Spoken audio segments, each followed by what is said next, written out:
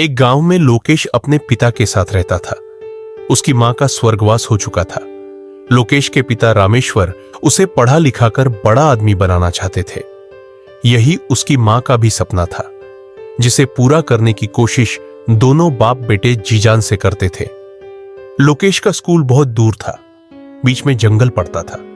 वह सुबह जल्दी घर से निकलता था और जंगल के रास्ते स्कूल जाता था। एक दिन वह स्कूल से वापस आ रहा था। सुनसान जंगल में उसे कुछ आवाज सुनाई दी। वह डर गया, लेकिन हिम्मत करके आगे चलता रहा। लड़के कहाँ जा रहा है? मैं इस जंगल का भूत हूँ, बहुत दिन से तुझे देख रहा हूँ। तुझे डर नहीं लगता? गांव वाले मेरे डर से इस जंगल में नहीं आते। डर तो लगता है, लेकिन स्कूल जाने का यही एक रास्ता है। दूसरे रास्ते से नदी पार करके जाना पड़ता है, और नाव वाले को देने के लिए मेरे पास पैसे नहीं हैं। खबरदार, जो कल से इस रास्ते से आया मैं तुझे खा जाऊंगा। लेकिन मुझे मारकर तुम्हें क्या मिलेगा? इस जंगल में मेरे अलावा कोई और नहीं रह सकता। मैं कौन सा यहाँ रहने आया हूँ? मैं बस दिन में 2 बार यहाँ से गुजरता हूँ। तुझे मुझसे डर नहीं लगता?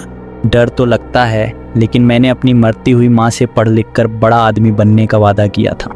उसके लिए मैं कुछ भी कर सकता हूँ। भूत को उस पर तरस आ जाता हूँ। चल ठीक है, तू यहाँ से आ जा सकता है, लेकिन ये बात किसी और को मत बताना ना। किसी को अपने साथ यहाँ लाना। लोकेश बहुत खुश होता है। वह जल्दी से उस जंगल से निकलकर घर पहुंच जाता है। लोकेश अपने पिता को सब बताना चाहता था, लेकिन उसके पिता रामेश्वर जी यह बात जानकर उसे जंगल में नहीं जाने देते, इसलिए वह चुप रहता है। अगले दिन से वह डरते डरते जंगल से स्कूल आने जाने लगता है। कभी कभी उसे भूत की आवाज सुनाई देती। भूत उससे सवाल पूछता, जैसे तेरे पिता क्या करते हैं, आज स्कूल में क्या पढ़ाया? लोकेश भूत के सवालों के जवाब देता था। धीरे धीरे उसका भूत से डर निकल जाता है। अब वह हर दिन भूत से बातें किया करता था। एक दिन लोकेश ने भूत से पूछा, तुम भूत कैसे बन गए? मुझे कुछ लोगों ने मार दिया था। जब तक उनसे बदला नहीं लूंगा, मैं भूत ही बना रहूंगा। लेकिन क्यों मारा था तुम्हें? मैं फसल बेचकर पैसे लेकर गांव आ रहा था, तभी 4 लोगों ने मेरे पैसे छीन लिए और मुझे मार दिया। यह सुनकर लोकेश को बहुत दुख होता है। तुम उनको माफ कर दो, तुम्हें मुक्ति मिल जाएगी। लड़के, तुझसे बात कर लेता हूँ तो तू कुछ भी बोल रहा है। चल भाग यहाँ से, नहीं तो अगली बार से जंगल में घुसने नहीं दूंगा। हमारे मास्टर जी कहते हैं, कोई तुम्हारे साथ बुरा करे और तुम भी बदला लेने के लिए उसके साथ बुरा करो, तो तुम्हारे में और उसमें क्या फर्क रह जाएगा? मेरी बात मानो, उन्हें माफ कर दो और सब भूल जाओ। भूत कुछ नहीं बोलता और वहां से चला जाता है। कुछ ही दिनों में लोकेश की परीक्षा आने वाली होती है। लोकेश की परीक्षा से पहले कुछ दिन की छुट्टी पड़ जाती है। वह घर पर ही रहकर पढ़ाई कर रहा था। उसके पिता खेत पर गए हुए थे। तभी उसे भूत की आवाज सुनाई देती है, अरे तुम यहाँ कैसे? तुम इतने दिन से नहीं आए, मैंने सोचा कहीं तुम बीमार तो नहीं पड़ गए। नहीं, वो तो मेरी परीक्षा आने वाली है, इसलिए स्कूल की छुट्टी पड़ गई है। तुम जंगल में बैठकर भी तो पढ़ सकते हो, रोज वहीं आ जाया करो, मेरा मन नहीं लगता। लोकेश भूत की बात मानकर उसके पीछे पीछे जंगल में चल देता है। वहां एक पेड़ के नीचे बैठकर पढ़ने लगता है। अगर तुम चाहो तो मैं तुम्हें नकल करा सकता हूँ।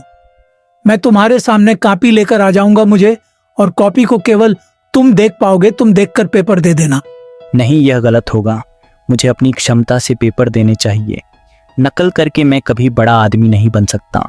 मुझे माफ कर दो, मैं तुम्हारी मदद करना चाहता था।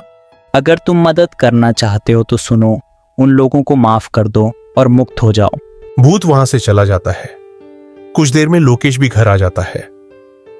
अगले दिन लोकेश के घर पर कुछ लोग आए थे जो उसके पिता से बात कर रहे थे। बाद में वे लोग चले जाते हैं। पिताजी, ये कौन थे?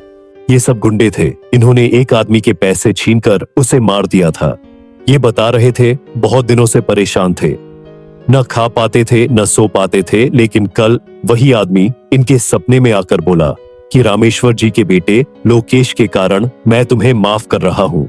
तब से ये चारों हमें ढूंढ रहे थे। अब चारों जाकर पुलिस स्टेशन में पेश होने जा रहे हैं। पता नहीं ये हमें कैसे जानते हैं। लोकेश अपने पिता को सारी बात बताता है, जिसे सुनकर उसके पिता पहले तो डर जाते हैं, लेकिन जब वे शांति से सारी बात सोचते हैं तो लोकेश को लेकर जंगल में पहुंच जाते हैं।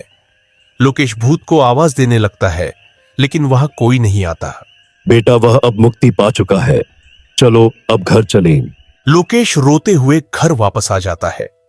यह बात पूरे गांव में फैल जाती है। अब गांव के लोग बिना किसी डर के उस जंगल से आने जाने लगते हैं। शिक्षा। सही रास्ते पर चलकर ही दूसरों को सही शिक्षा दी जा सकती है।